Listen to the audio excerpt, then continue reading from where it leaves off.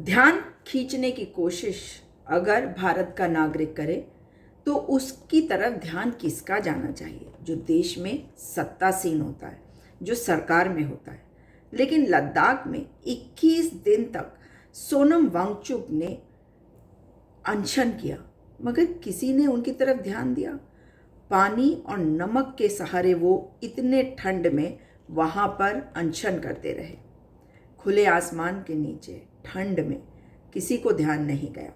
वे जनवरी 2024 में भी खारदुंगला में ये अनशन करना चाहते थे, मगर उनको अथॉरिटीज़ ने वहाँ परमिशन नहीं दी।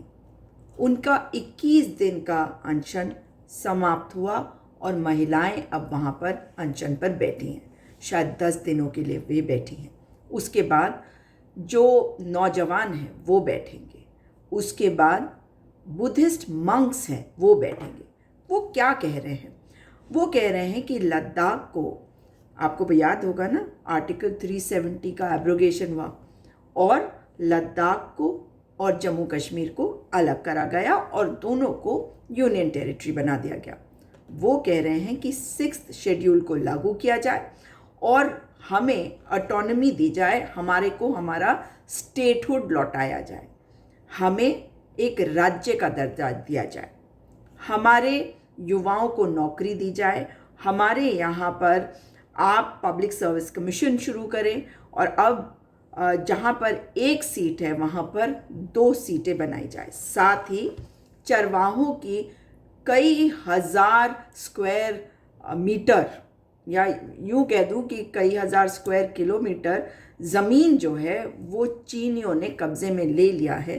तो उन्होंने कहा है कि पूरे देश का ध्यान उधर खींचने के लिए वे 1 लाख लोगों के साथ मार्च करेंगे भारत चीन बॉर्डर की ओर, ताकि वो दिखा सके कि कितनी ज़मीन चीन ने आज अपने कब्जे में कर ली। इस बात का जवाब देश के प्रधानमंत्री नहीं दे सकते, और देश के प्रधानमंत्री ध्यान भटकाने के लिए, क्योंकि इनका क्या रिश्ता है चीनियों के साथ, अगर आप इनके पास्ट में जाएंगे तो बीजेपी, मैं सरकार में बीजेपी की बात नहीं कर रही हूँ, मैं उसके पहले की बात कर रही हूँ। इनका रिश्ता पुराना रहा है।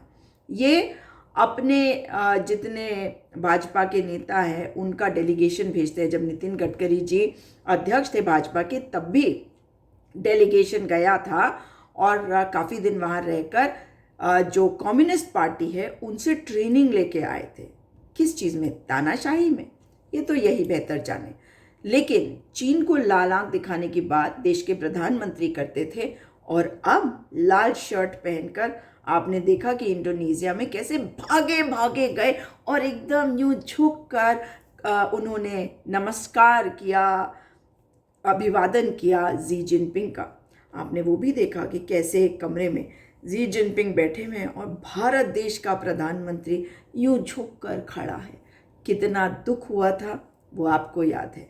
लेकिन सोनम वांगचुक जो आज कह रहे हैं उस ओर कोई क्यों नहीं ध्यान दे रहा? सरकार नहीं दे रही, मगर देश क्यों नहीं सुन रहा सोनम वांगचुक की बात? और मैं सोनम वांगचुक के बारे में एक बात ज़रूर कह दूँ, 3 इडियट्स में एक किरदार इन्हीं के ऊपर आधारित था। और आज जब ये बैठे हुए हैं इतनी ठंड में, क्या सरकार को फ़र्क नहीं पड़ता?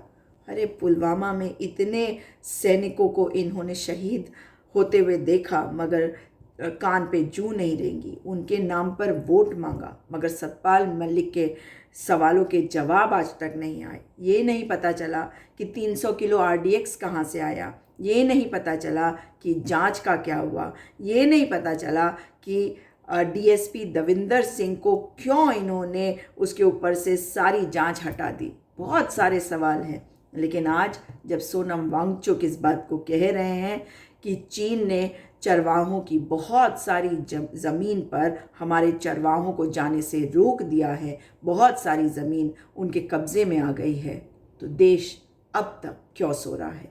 जागिए और सुनिए कि सोनम वांगचुक ने क्या कहा अपने अनशन के बारे में, अपनी मांगों के बारे में और इस सरकार के बारे में। ये सरकार जिसको वो कहते हैं कि मैं उम्मीद कर रहा हूँ कि नरेंद्र मोदी और अमित शाह की सरकार जो है वो एक रिस्पॉन्सिबल गवर्नमेंट की तरह बिहेव करेंगे। वो जिम्मेदार सरकार की तरह व्यवहार करेंगे। मगर जिम्मेदारी और मोदी जी, वो तो सदा जिम्मेदारी से भागते रहे हैं, बचपन से अब तक।